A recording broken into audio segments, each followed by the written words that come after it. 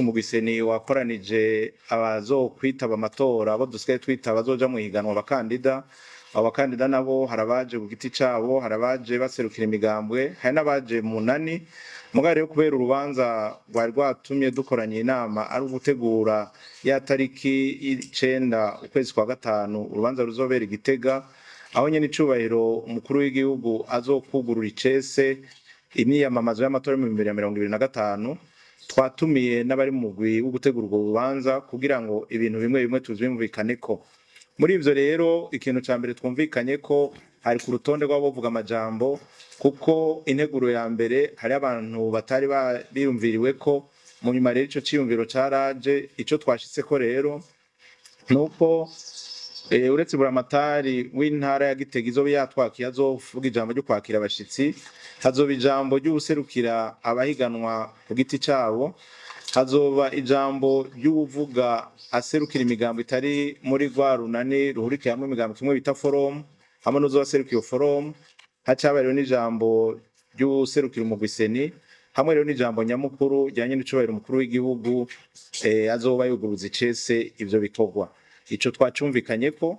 Ica kabiri twumvikanye ko kandi botegura za ndirimbo zihagiza imigambo yabo, nazo nyene uwo munsi zikaronka kanya zo kusamirana kugitegura izoba rigira ritangure. Ikindi twashoboye kumvikana ko nuko boza bafise ibimenyetso biranga imigambo yabo. Rero muri rusangi twavyumvikanye ko ikintu usa natumvikanye ko ni ikintu kijanye n'uburyo, ngira ngo mwumvise ingorane bagiye barashikiriza, ariko urumva iyo umuntu bamutumiye mu rubanza arisuganya ingene urwo rubanza rujamwo. Hama ku bindi navyo biri mu gihugu, ibijanye no kwiyunguruza, ibijanye n'uburyo, iyo urubanza rugeze umuntu wese aritunganya uko abishoboye, ariko nikibuza ko umubanyi, inshuti, umugenzi ashobora kumushigikira. Twavuze rero ku bibazo bimwe bimwe inzego niho ziri, basanzwe bafise naho ihuriro ryabo ry'imigambwe, barashobora kuzoraba ahantu bahurira bakaraba ukuntu urwo rubanza borufashanya, ariko bumve ko urubanza rw'igihugu batumiwe bose, uretse bonyene abo bazoba bari mwihiganwa n'abene igihugu bazotumirwa na cane cane bahegereye kugira ngo urwo rubanza rugende neza. Ikindi naco murazi yuko ikiringo ca mbere twari twipfuje kandi twari twashikirije cyo gutanga amakarata y'abatora, carte d'électeur, mu ndinganizo ya mbere twari twipfuje yuko cyo bitariki 5 kuva kuwa mbere itariki 5 gushika kuwa gatatu itariki 7, no kuvuga imisi 3, kuwa gatanu, kuwa kabiri no kuwa gatatu. Ariko rero mu mugwiseni twaragize inama yo kurimbura turabigeranura, tubona yuko iryo yinga rizo mu bikorwa vyinshi, kandi tuzosaba abantu bamwe bazoba bari Gitega, abantu dukorana bo mu ntara niyo bazoba bari, tuca tubona yuko umenga byo bava bigorana.